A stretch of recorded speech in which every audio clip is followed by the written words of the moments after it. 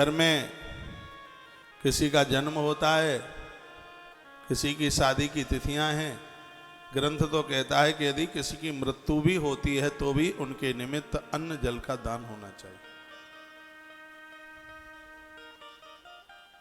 यह जरूरी है। ऐसी महिमा, ऐसा महात्म्य सुनाया गया। उसके तत्पश्चात फिर कहा कि देवता यज्ञ से संतुष्ट होते हैं, यज्ञ के द्वारा वो भोजन करते हैं। देवता यज्ञ के द्वारा, सिरादे, देवता यजन के द्वारा, यज्ञ के द्वारा वह भोजन करते हैं। सौनकादियों ने महात्मा सूत जी को पूछा, कहा आप थोड़ा यज्ञ के बारे में हमें जानकारी दें कि यज्ञ होता क्या है, यजन कितने तरह के हैं, इनके बारे में आप बता दें। ये सब चीज़ें हैं। इसलिए देखिए वो सामने अक्षय पात्र के पास हवन कुंड रखा हुआ है। मैं अंदर प्रवेश करता हूँ तो आहुति डाल के आता हूँ, तब अंदर आता हूँ। आप भी जब इस पंडाल में प्रवेश करते हैं तो जूती चप्पल उतार करके शुद्ध मुख से, यह हवन कुंड वहाँ इसलिए भी रखा है कि आप पवित्र होकर के ही अंदर प्रवेश करें, मुंह जूठा नहीं हुआ हो। ये नहीं कि रास्ते में नमकीन चटकाते हुए आते हैं, चबाते हुए मूंगफली आए और उन्हीं हाथों से आपने आहुतियाँ डाल दी। नहीं, बहुत शुद्धता के साथ, जल के साथ। जल थोड़ा सा इतनी बड़ी शीशी ले जाया करें पानी की हाथ में, तो थोड़ा पानी हाथ में लगाया, कुल्ला किया, आचमन किया और उसके बाद आप आहुति डालिए।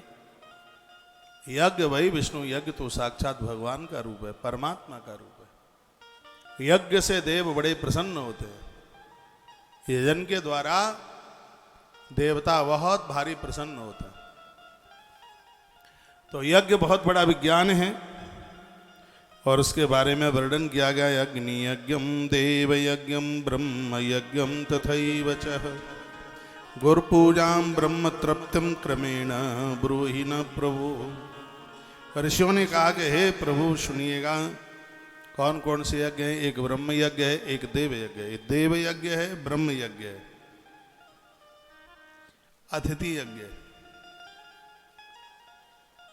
पितृ यज्ञ है और भूत यज्ञ है। ये 5 यज्ञ है। देव यज्ञ क्या होता है?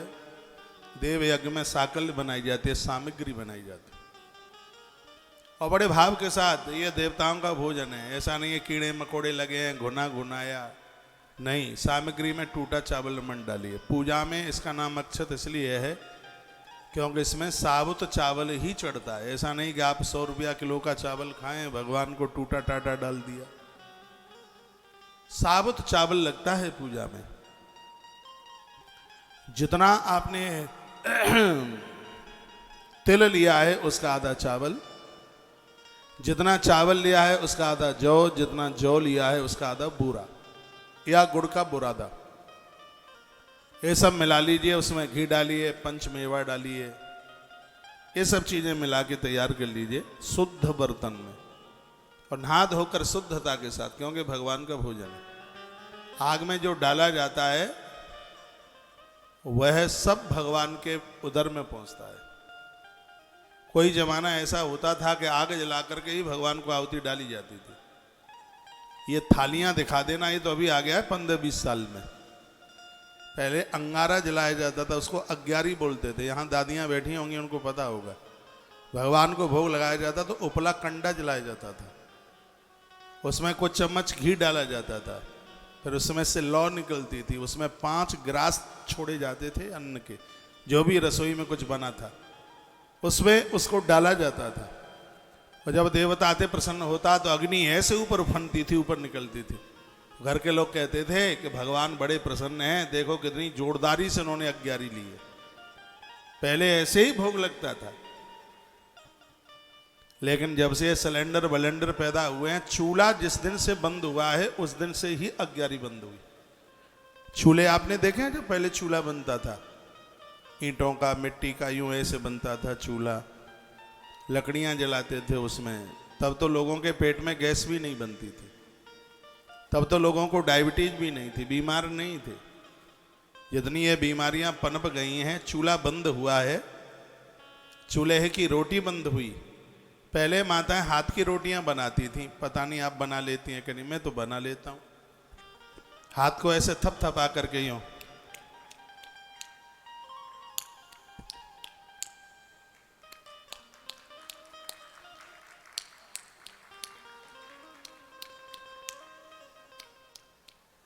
5 बना दी। ऐसे ही बनती थी, बाजरे की रोटी तो ऐसे ही बनती थी, चने की भी ऐसे ही बनती थी। आज की बहनें नहीं बना पाती, सब प्रचलन सब खत्म हो गया। वो स्वास्थ्य के लिए बहुत लाभदायक। ये बेलन वाली तो ये आंतों से चिपटती है, हड्डियां ब्लॉकेज हो जाती हैं, हार्ट अटैक पड़ जाता है। चूल्हे की रोटी आज भी फायदा करती है, किसी के पास हो तो। सिलेंडर चलता है सीधे, सब अग्यारी बंद हो गई। नहीं तो पहले तो उपला जलाया जाता था, कंडा, उसमें 11 और उसमें 5 आहुतियां घृत के साथ में डाल दी जाती थी। दादी माताएं आपकी भाषा में चूरमा बोलते हैं, हमारे यहाँ की भाषा में उसको मलीदा बोलते हैं। रोटियां ऐसे मीड़ी, उसमें घी डाला, थोड़ी शक्कर बूरा डाला और ऐसे आहुतियां 5 डाल देते थे। आनंद होता था। पहले के लोगों में इतना प्रेम होता था, दादा दादी में आज भी इतना प्रेम है। देखने को भले ही लगे आपस में लड़ रहे हैं, लेकिन बुढ़ा बुढ़िया दोनों में भारी प्रेम है। क्या मजाल है इनसे, कोई तुम घर में से कोई कुछ कह दे तो एक दूसरे के लिए मर मिटने के लिए तैयार होता है। होना चाहिए। बहनें प्रसन्न हो रही हैं क्योंकि आपके घर में भी सास और ससुर में इतना ही प्रेम है। हाँ। कोई आनंद था उस समय का। यह प्रकृति द्वारा से लौट करके आ जाए। एक बार खेत में बैल फिर चलना शुरू कर दे, एक बार कुएं से मटकों में पानी फिर भरना शुरू कर दे, एक बार चूल्हा जले, साग सरसों की भानी के साथ बाजरा और ज्वार की रोटी फिर तैयार हो जाए, चने की रोटियां फिर तैयार हो जाएं। मन करता है कि वो पुराना समय फिर लौट करके आ जाए। उस समय पैसा इतना नहीं होता था, लेकिन आनंद बहुत होता था। संध्या को सर्दी के समय में घर के बाहर आग जलाकर 20 लोग रात्रि को सब आपस में बात करते थे। सुबह यदि कोई लड़ जाता था तो शाम को चैन नहीं पड़ता था जब तक उससे बात नहीं कर लेते थे। चिट्ठियां लिखी जाती थी। आज मैसेज लिखने में वो आनंद नहीं आता, उस समय अंतर्देशीय लिखने में, पोस्ट कार्ड लिखने में जो आनंद आता था। डाकिया चाचा आता था, उसको पूछते थे, चाचू कोई हमारी चिट्ठी विट्ठी तो नहीं आई। और जब किसी का पत्र आता था, ओ हो, क्या खुशी होती थी, क्या आनंद से पत्र लिखा जाता था। अत्र कुशलम तत्रास्तु, हम कुशल हैं, आपकी कुशलता चाहते हैं।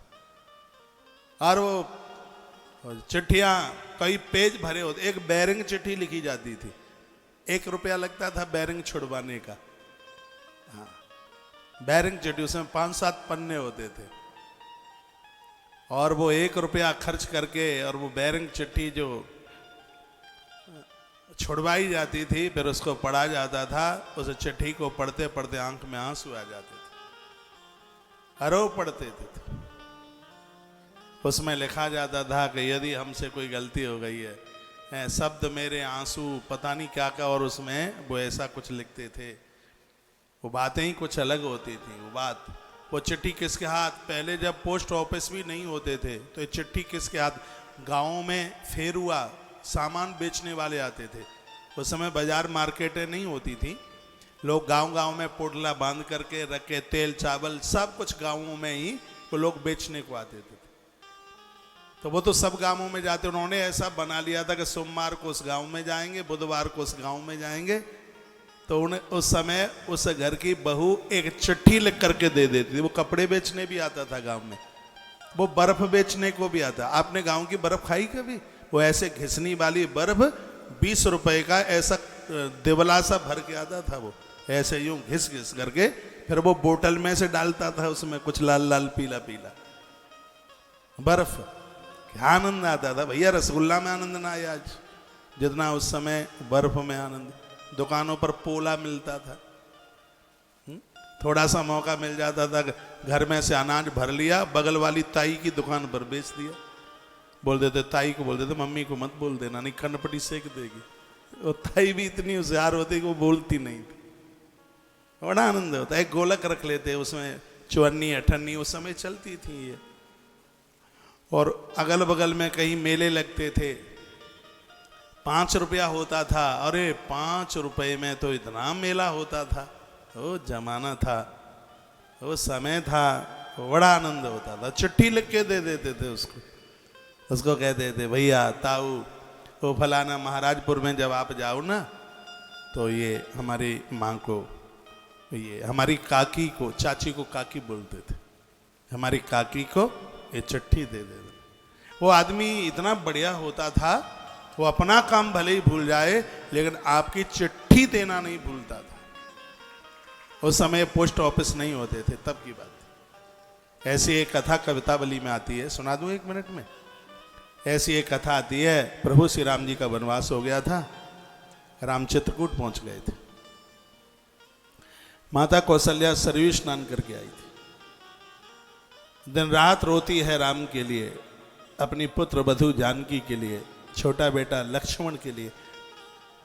रोते रोते उसकी आंखें सूज गई, उसकी आंख लाल हो गई रोते रोते। एक दिन की बात थी, वो स्नान करके आ रही थी। रास्ते में से कोई वणिक व्यापारी अपना सामान बेच के लौट रहा था। मैया कौशल्या ने कहा भैया तुम किधर जा रहे हो? उसने कहा मां मैं चित्रकूट की तरफ जा रहा हूं। मैया रो पड़ी। मैया ने कहा भैया तू मेरा धर्म का भाई है, मेरा एक संदेशा मेरे पुत्र राम को जाकर के दे देना। राम को कह देना राम जिन तपेलों में भर भर करके तूने जिन घोड़ों को दूध पिलाया है, तेरे अभाव में वो घोड़े आज जल भी पीने को तैयार नहीं है। राम तू गांव में भले ही मत आना, अवध में मत आना, घुड़शाला तो नगर के बाहर है। एक बार उन घोड़ों को देख लेना जो तेरे लिए कितने सूख गए हैं। जब तू उन घोड़ों को देख लेगा तो तुझे पता लग जाएगा कि राम की याद में जब पशुओं की स्थिति हो गई है तो राम की याद में अवध के मनुष्यों की क्या स्थिति हो गई है। मैया ने चिट्ठी लिख करके दी। उस समय का स्नेह, उस समय का प्रेम, एकत्व, अपनापन विलक्षण था। गांव में कोई शादियां होती थी, हलवाई थोड़ी करने पड़ते थे। गांव की सब माताएं इकट्ठी हो जाती थी और अपना अपना चकला बेलना और लेके जाती थी पूड़ी बनाने के लिए। पूज्य स्वामी विवेकानंद जी महाराज जी के सामने एक विदेशी स्त्री बहन भगनी निवेदिता, पूर्व में क्रिश्चियन थी, बाद में बहुत पक्की सनातनी हो गई। बहन भगनी, हाँ बहन निवेदिता यानी भगनी निवेदिता सब कहते थे उसको। तो एक बार वो गांवों की संस्कृति देखने के लिए गई। कहीं कोई शादी हो रही थी, 500 माताएं पूड़ियां बेल रही थी। तो विदेशी स्त्री, उसने तो कभी देखा नहीं था पहले। तो उसने स्वामी जी को कहा कि ये कितनी पगार पर आई हैं, ये कितनी तनख्वाह लेंगी? तो स्वामी जी ने कहा ये पैसों से नहीं आई हैं, ये व्यवहार से आई हैं। अचंभित हो गई वो नारी, क्योंकि विदेश में तो ये कभी ऐसा होता नहीं। हमारे भारत की तो संस्कृति ही बड़ी अद्भुत है, बहुत वंदनीय, बहुत प्रणाम करने को लायक है।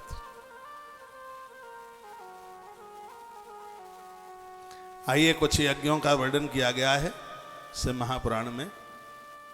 5 यज्ञ हैं, इसको पंच यज्ञ के नाम से जानते हैं। और मेरी प्रार्थना है आप रोज कर लें तो ज्यादा ठीक, और आप चाहोगे तो ये आप कर लेंगे। सबसे पहला है देव यज्ञ। इसमें आप रोजाना तिल, चावल, जौ, बूरा और घी रोज अग्नि के ऊपर जलाइए। आपके घर में टीबी का रोग नहीं फैल सकता, श्वासों की कमी नहीं हो सकती। मैं 365 दिन यज्ञ करता हूँ। सुबह कभी मेरे पोर्शन में आप 10 बजे घुसिए, भोर में मैं सबको 10 बजे मिलता हूँ, तो आपको यह लगेगा कि हम आ कहाँ गए हैं। इतना सुगंधित वातावरण होता है। मैं जजमान का कभी घी प्रयोग में नहीं लेता। मैं वृंदावन से यज्ञ का घी खुद लेकर के चलता हूँ। हम कभी जजमान को नहीं कहते कि आप घी ला करके दे दें, क्योंकि बाजार में तो घी मिलता नहीं है। तुलसी तपोवन गौशाला में जिस हिसाब से घी बनता है, शायद यह घी 3,000 रुपया किलो में भी ना मिले। जिस पद्धति के द्वारा उसको बनाया जाता है, 26-27 किलो दूध में 1 केजी घी बनता है। और उस घी को हम पूजा में और हवन में, यज्ञ में काम में लेते हैं। जितने भी हम यहाँ से अनाउंस कर देते हैं, किसी भी यज्ञ में आपका नाम, आपका रजिस्ट्रेशन दे के आपको, वो टोटली यज्ञ गौशाला के देसी घी से होता है। और आपसे थोड़ा थोड़ा यज्ञ का सहयोग ले लेते हैं।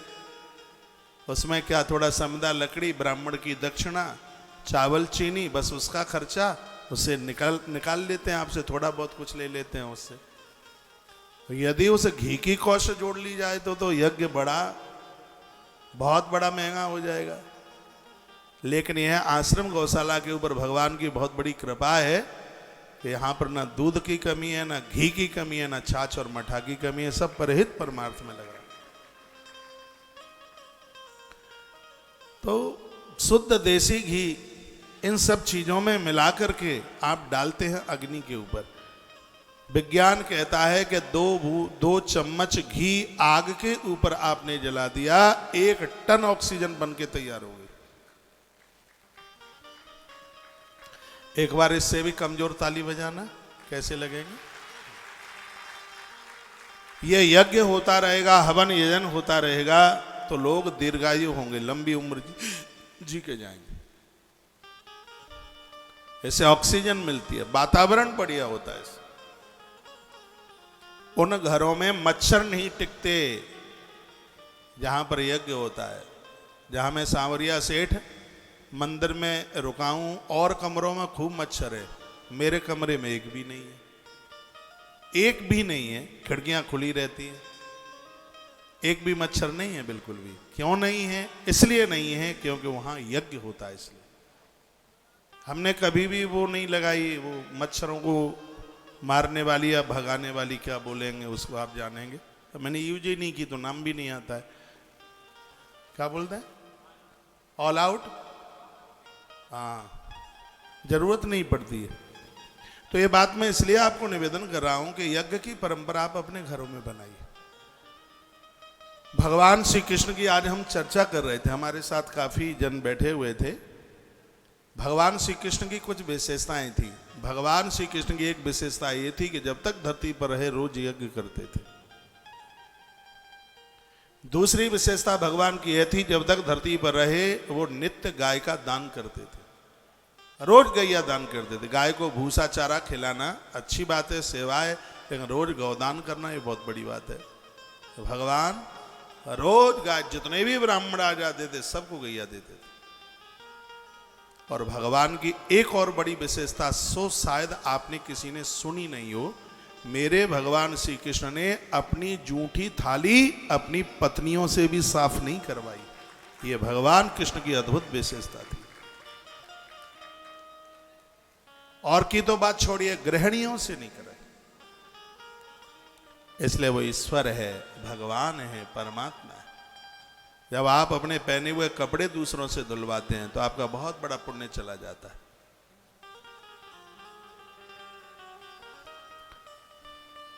इसलिए तो राजसूय यज्ञ में वो पत्तलें उठाता है। क्या महान है गोविंद! जितनी चर्चा की जाए उतनी कम। कभी भी भंडारों में आप जाते हैं और आपको पत्तल और बर्तन परोसे जाते हैं, तो जहां बर्तन साफ होते हैं कम से कम उठा के थाल को वहां पहुंचा दो, वहां मन छोड़ो। पत्तल है वहां से उठा के डस्टबिन में डाल दो। आपकी जूठी पत्तल कोई और उठाएगा, आपने दिन में जो सत्कर्म किया है उसका पुण्य उसके खाते में जाएगा। कभी भी आप तीर्थों में जाते हैं, संत महापुरुषों की पत्तलें उठाने को मौका मिल जावे, साधुओं ने तब किया है, उसका एक बहुत बड़ा भाग तुम्हारे खाते में आ जाएगा।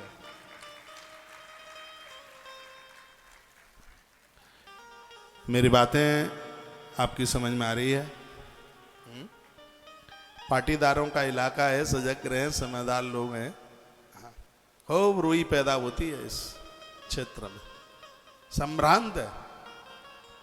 तो अग्नि यज्ञम देव यज्ञम ब्रह्म यज्ञम तथैव च गुरु पूजाम ब्रह्म तृप्तम क्रमेण अब्रूहि न प्रभु। तो सबसे पहले जिसको देव यज्ञ अग्नि यज्ञ, इसमें देवताओं के लिए आहुतियां डाली जाती हैं। रोज हवन करो, 5 आहुतियां सबसे पहले डालो। ओम प्रजापतये स्वाहा इदम प्रजापतये नमः, ओम अग्नये स्वाहा इदम अग्नये नमः, ओम ब्रह्मणे स्वाहा इदम ब्रह्मणे नमः, ओम सोमाय स्वाहा इदम सोमाय नमः, ओम इंद्राय स्वाहा। 5 आहुतियां। उसके बाद फिर सिर्फ उसमें घी की यही आहुतियां डलती हैं। प्राणाय स्वाहा, व्यानाय स्वाहा, पानाय स्वाहा, उदानाय स्वाहा, समानाय स्वाहा, व्यानाय स्वाहा। इतना करने के बाद फिर पहली आहुति भगवान गणेश को डलती है। ओम गम गणपतये नमः स्वाहा। यदि वेद का मंत्र आता है, हमने एक किताब भेजी आप सबके पास, सबके घर में गई है, भगवद स्तुति, एक छोटी सी किताब है भगवद आराधना के नाम से। तो वो किताब, उसमें सब नाम लिखे हुए हैं, देवताओं के नाम लिखे। गणानंत। तो आज हमने एक मीटिंग करी है। वो मीटिंग यह है कि अब साल में एक आध बार आपको वृंदावन बुलाया जाएगा। 8 दिन के लिए, 10 दिन के लिए, 15 दिन के लिए हम और आप साधना में बैठेंगे। जो गायत्री जपने के अधिकारी हैं उनसे गायत्री जपवाई जाएगी, जो और मंत्रों के अधिकारी हैं उनसे वह मंत्र जपवाया जाएगा। क्योंकि जप की भारी महिमा है, बहुत ज़्यादा महिमा है। कुछ दिन आपको रिलैक्स आप होंगे। घर में बोर होते हैं, गाड़ी भी गड़बड़ करती है तो उसको वर्कशॉप में ले जाया जाता है, उसको सर्विस के लिए ले जाया जाता है। उसमें तेल पानी सब बदला जाता है, फिल्टर बदले जाते हैं। तो साल भर में घर रहते रहते आपके भी तो फिल्टर चौक होने लगते हैं। हाँ, आपकी भी मशीन सर्विस मांगती है। तो श्रीधाम वृंदावन आपके लिए एक वर्कशॉप की तरह काम करेगा। साल में 2 बार कम से कम आइए यहाँ, हर 6 महीने के बाद आइए और 10 दिन रह करके आइए। उन 10 दिन में आपके संग ही होऊंगा, आपके साथ होऊंगा, आपकी साधना में, आपकी समाधि में, आपके ध्यान में, आपके आसन में, आपके पूजा पाठ में। 10 दिन वहाँ रहिए, हर 6 महीने के बाद। इतनी बड़ी व्यवस्था, होटल थोड़ी ही बना रहे हैं। 1000 कमरे का आश्रम इसलिए तो बनाया जा रहा है, आराम से आप बिना खर्चे के रह सकें, ना रहने का पैसा लगे, ना खाने का पैसा लगे। और वहाँ से वृंदावन में आप 1 महीने में 20-25 दिन, एक साल में लगभग 1 महीना आप निकाल करके आ जाएं इस तीर्थ में। उससे जीवन भी सुधरेगा और उससे मरण भी सुधरेगा। परमात्मा ने हमें तो इसी काम के लिए भेजा है और वही काम करने में लगे हुए हैं। बस बहुत ही ये जल्दी तैयार हो जाए। कोई भी गुरु आपका हो, क्या फर्क पड़ता है। महापुरुष तो समाधान के लिए होते हैं। ये ऐसी कुछ भी बात नहीं है कि नहीं जिनसे दीक्षा ली है वहीं जाना है। नहीं, जहाँ से सीखने को मिलता है, जहाँ से हमारा परिवर्तन हो रहा है, जहाँ से हम सुधर रहे हैं, वो हमारा गुरु है। वो हमारा गुरु है जिसके शासन को हम मान रहे हैं, जिसके अनुशासन में हम रह रहे हैं, तभी तो हम शिष्य हैं। तो ये तो बहुत जल्दी शुरू कर देंगे, बहुत जल्दी। और आप सबको बहुत आनंद आवेगा पहुंचने में। स्त्री पुरुष बच्चे बेटे जो भी कोई होंगे वहां पहुंचेंगे। इन ग्रंथों को, शास्त्रों को पढ़ पढ़ करके अब लगने लगा है कि आदमी चाहे तो धरती पर देवी देवता बन करके रह सकता है, उसकी दुर्गति नहीं होगी। उसको मरते समय पांव में कांटा लगे इतना भी कष्ट नहीं होगा। नहीं तो ग्रंथों में लिखा है कि पापी मरता है तो इतना कष्ट होता है 20 करोड़ बिच्छू डंक मारे, इतनी वेदना होती है। और धर्मात्मा पुण्यवान मरता है तो पाँव में कांटा लगे उतनी भी तकलीफ नहीं होती। तो हम तो ऐसे मरेंगे कि पाँव में कांटा भी नहीं लगे, उतना भी दर्द ना हो, कांटा लगने के बराबर भी दर्द ना हो। ऐसी मृत्यु चाहिए। तो उसके लिए आपको बड़ा सुकून मिलेगा। श्री वृंदावन में आनंद आवेगा। आप अपने घरों में यज्ञ आरंभ कर दें। फूल की तो बात मैंने आज बताई दी है, तुलसी और फूल पुष्प आज ही मैंने बोली है और बीच में एक आध बार और बोलूंगा। देवताओं को, भगवान को फूल चढ़ाते हैं। 100 ब्याई गाय बछड़ा बछिए के सहित, दुधारू गाय, ब्राह्मण को दान देने में जितना फल प्राप्त होता है, नित्य देवी देवताओं को पुष्प चढ़ाने से उतने फल की प्राप्ति होती है। तुलसी भगवान को चढ़ाने से वह पुण्य मिलता है जो गया श्राद्ध करने से पुण्य प्राप्त होता है। हजारों लाखों फूल चढ़ाने से शिव जितने प्रसन्न होते हैं, एक बेल पत्र चढ़ाने से उतने प्रसन्न हो जाते हैं। अपने जीवन में एक बार काशी जरूर जाना, क्यों शंकर के जितने तीर्थ हैं वो काशी में समाहित हैं। इस मृत्यु लोक में बेल वृक्ष का पेड़ है, कपाल क्षेत्र काशी में प्रकट हुआ है। सबसे पहले ये पेड़ धरती पर काशी में प्रकट हुआ है। काशी, काशी ऐसी भूमि है।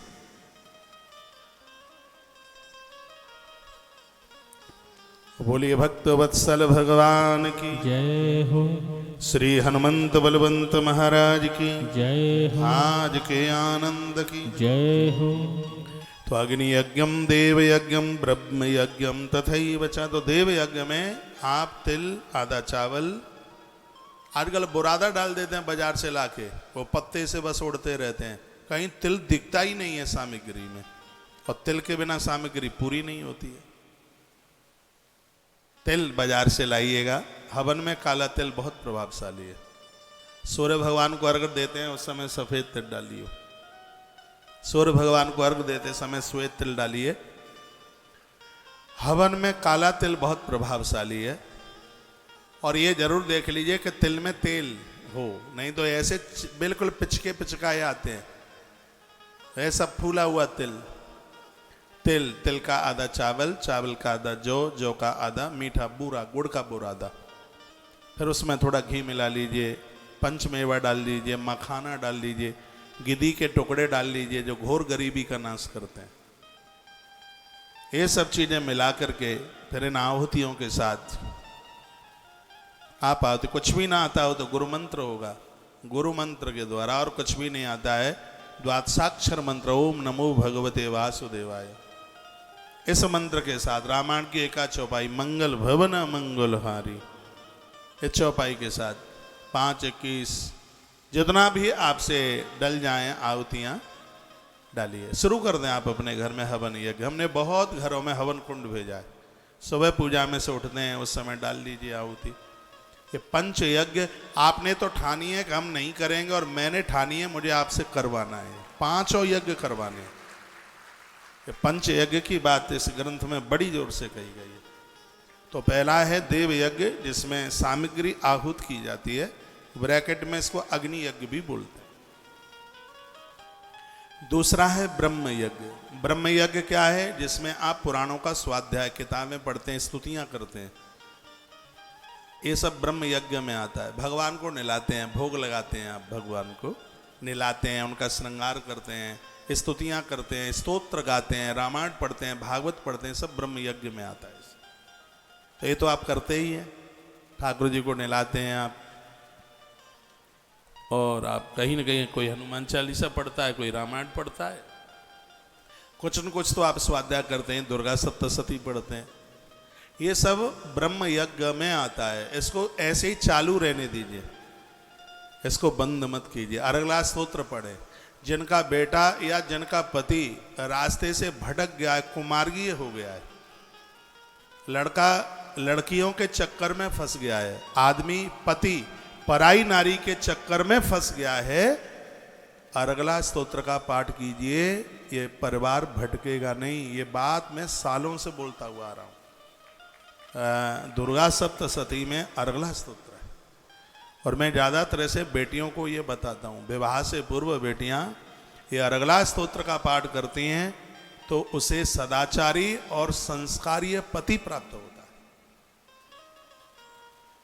पुरुष लोग, बच्चे विवाह से पहले ये अरगला स्तोत्र का पाठ करते हैं तो उन्हें सदाचारिणी पत्नी मिलती है।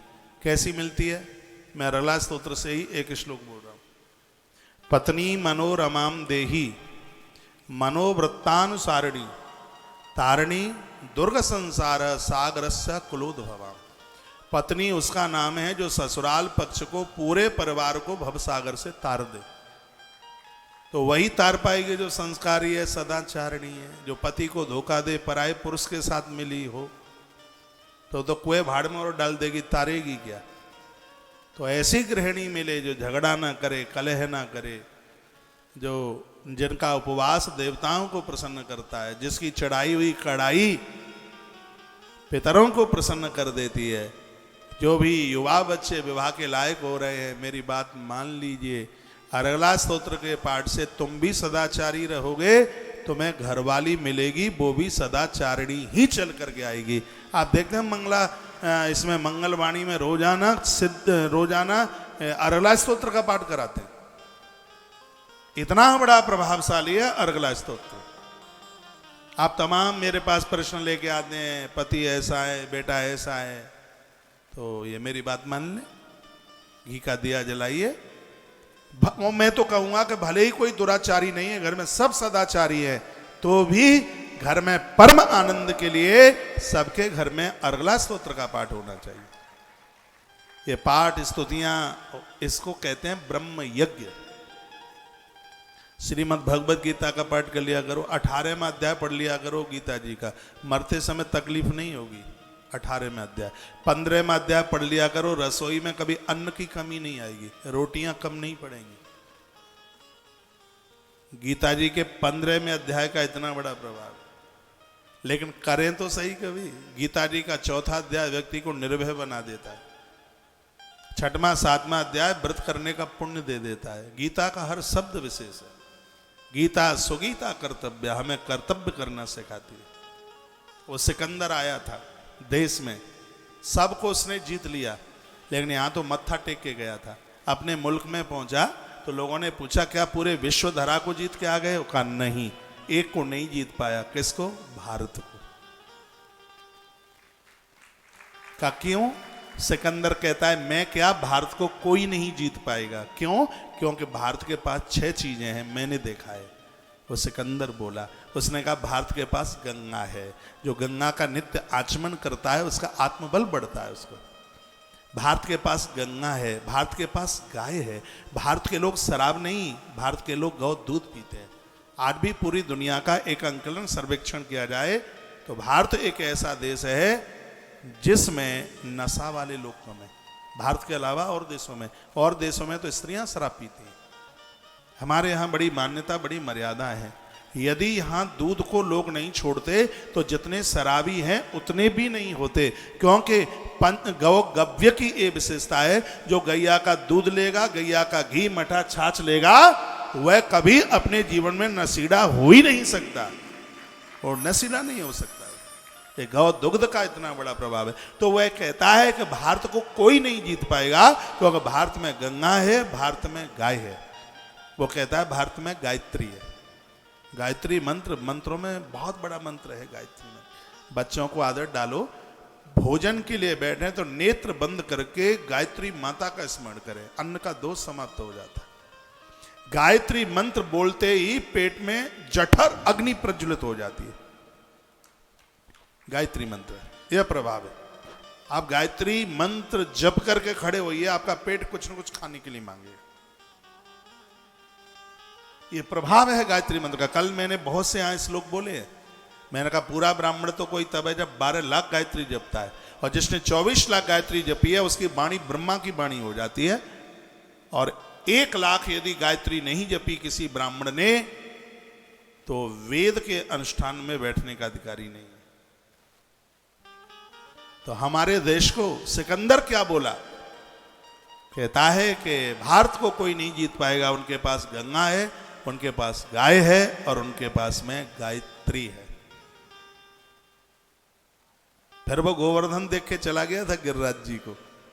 लोग कीर्तन कर रहे थे, परिक्रमा कर रहे थे, नाच रहे थे, और वह बोलता है कि भारत को कोई नहीं जीत पाएगा क्योंकि उनके पास गोविंद है।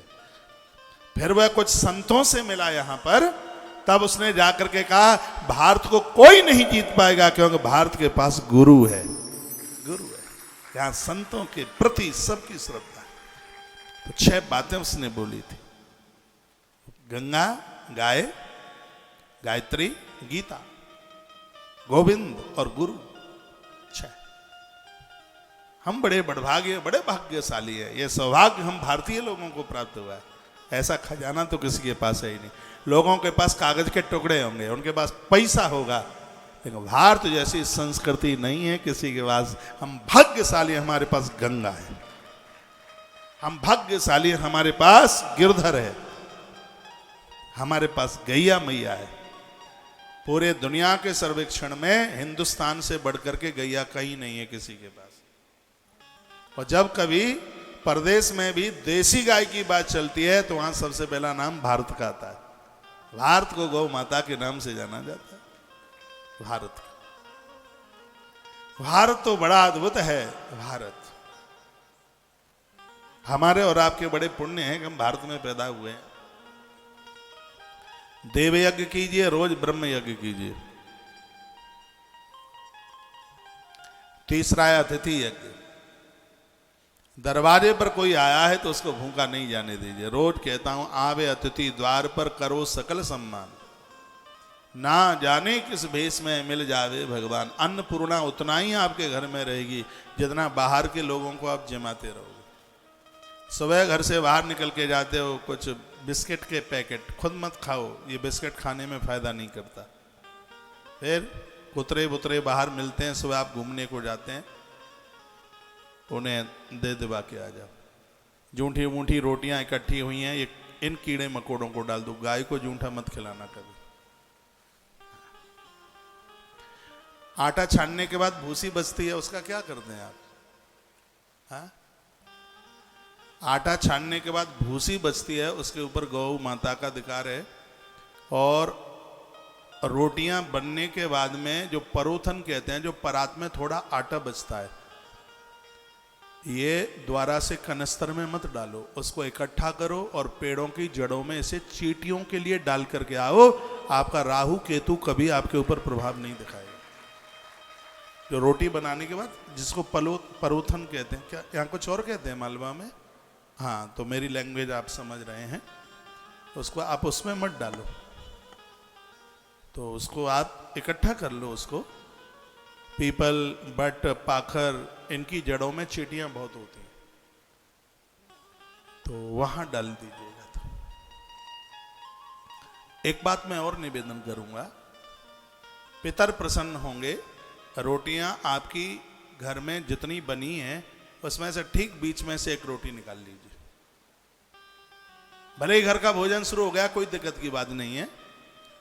आधी रोटी बनने के बाद में एक रोटी निकाल लीजिए, उसका मलीदा चूरमा बनाइए। उसका बना लिया, थोड़ा सा उसमें कुछ मीठा डाल दीजिएगा, हल्का सा डाल दिया, बतासे फोड़ करके डाल दो उसको। थोड़ा मीठा कर लो या मीठा पराठा बना लो। ये मैं उनके लिए बोल रहा हूं जिनके घर में कोई अकाल मौत से मर गया, जिनके घर में कोई आत्महत्या करके मर गया, मृत्यु को प्राप्त हो गया, तो उस रोटी का मलीदा बनाइए, चूरमा बनाइए और ये कागों को डालिए, कौओं को। बीच की एक रोटी ले ले आप, वो कागा को डाल। हाँ, ये हम रोज करते रहते हैं। मैं यहां हूं तो भी ये सेवा चल रही है, ये सेवाएं बंद नहीं हुई है। पता नहीं आप जन्मपत्री के भरोसे जीवन जी रहे हैं। साहब जन्मपत्री दिखाने में लगे हैं। अरे अपने भाग्य के कपाट अपने कर्मों के द्वारा खोलो। देखो ये कौओं को ये आटा गूंथ करके रोटी का चूरमा बना, ऐसा नहीं है कि यहां से बस बातें कही जा रही है, हम नहीं करते हैं, खुद करते हैं। इससे पितर प्रसन्न होते हैं। जो कौओं को डालता है उनकी मौत नहीं बिगड़ती, मृत्यु नहीं बिगड़ती। ये पूर्वजों का संदेशा बताता है कागा, कौआ।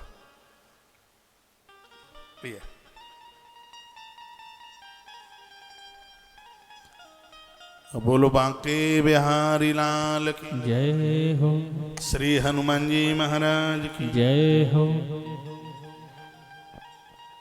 तो इसको कहते हैं, ये भी एक यज्ञ है, इसका नाम है भूत यज्ञ, जहां चींटियों को आटा डाला जाता है, कौआ कागे को, गैया को रोटी। इसको भूत भूत कहते हैं। संस्कृत का शब्द है भूत।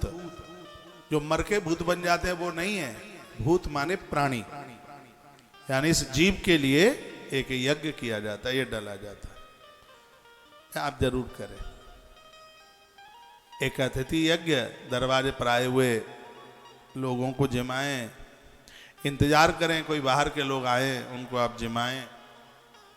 और एक है पितृ यज्ञ, जिसमें तर्पण किया जाता है, जिसमें वृद्धों की सेवा की जाती है, जिसमें बूढ़ों के चरण छू करके आचमन लिया जाता है, उनके कपड़े लत्ते, पूरा वृद्धों का ध्यान रखा जाता है।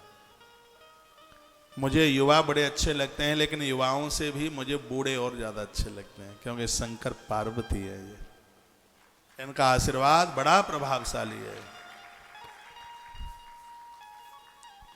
मुझे इनके साथ बड़ी खुशी मिलती है, बहुत प्रसन्नता मिलती है। वृद्धजन, वृद्धजनों की सेवा को यज्ञ से जोड़ा गया है। जो आहुति डालने से फल मिलता है, वही वृद्धों की सेवा करने से फल मिलता है, और इसका नाम रख दिया गया पितृ यज्ञ।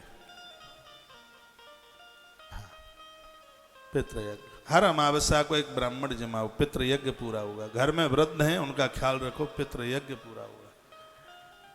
तो ये 5 यज्ञों की बात करी गई है। संपत करी, संपदा और सन्मति, दोनों चीजों की कमी नहीं रहेगी। आयुष करी विज्ञा, आयुष कहते हैं उम्र को, उम्र मिलेगी, उम्र बढ़ेगी। ब्रह्म यज्ञम द्विजक कुर्या देवा नाम तृप्त सकृत है, देवता प्रसन्न हो जाते हैं इन यज्ञों के द्वारा।